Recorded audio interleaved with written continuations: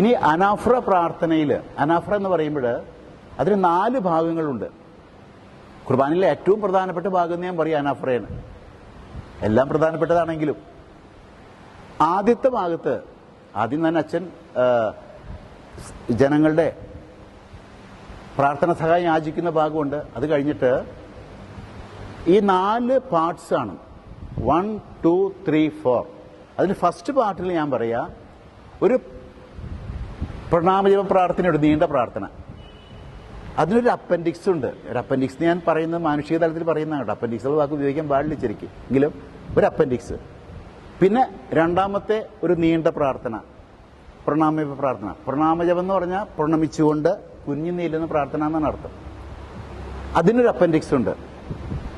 പിന്നെ മൂന്നാമത്തെ പ്രണാമജപ പ്രാർത്ഥന, അതിൻ്റെ നടുവിലാണ് അപ്പൻഡിക്സ് എന്ന് ഉപയോഗിക്കാൻ പാടില്ലെങ്കിൽ ഞാൻ പറയുന്ന വാക്ക് ഉപയോഗിക്കുന്നത്.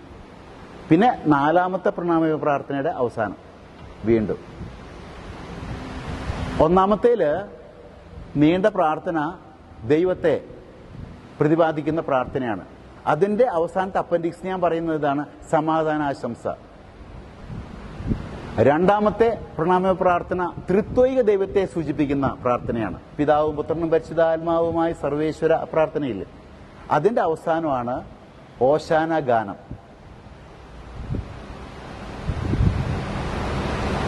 പിന്നെ മൂന്നാമത്തെ ഈശോയെ സൂചിപ്പിക്കുന്ന പ്രണാമജപ പ്രാർത്ഥന, അതിന് നടുവിലാണ് കൂദാശവചന പ്രാർത്ഥന.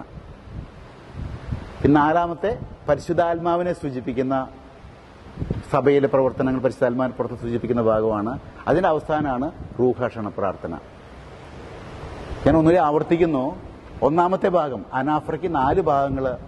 ഒന്നാമത്തെ ഭാഗത്ത് നീണ്ടൊരു പ്രണാമജപ പ്രാർത്ഥന, പിതാവായ ദൈവത്തെക്കുറിച്ച് പൊതുവില്. അതിന്റെ അവസാനം സമാപനാശീർവാദം. രണ്ടാമത്തെ ഭാഗത്തേക്ക് വന്നാൽ ഒരു നീണ്ട പ്രാർത്ഥന, ത്രിത്വൈക ദൈവത്തെ സൂചിപ്പിക്കുന്ന, പിതാവും പുത്രനും പരിശുദ്ധാത്മാവുമായി ത്രിത്വൈക ദൈവത്തെ സൂചിപ്പിക്കുന്ന പ്രാർത്ഥന. അതിന്റെ അവസാനം ഓശാന ഗീതം. മൂന്നാമത്തെ ഈശോയെ സൂചിപ്പിക്കുന്ന പ്രണാമജപ പ്രാർത്ഥനയുടെ നടുവിലായിട്ട് കൂദാശവചന പ്രാർത്ഥന. 4ാമത്തെ പരിശുദ്ധാത്മാവുടെ സഭയിൽ പ്രവർത്തിക്കുന്ന കാര്യങ്ങളെക്കുറിച്ച് പ്രതിപാദിക്കുന്ന പ്രാർത്ഥനയുടെ അവസാനം റൂഹാഷണ പ്രാർത്ഥന.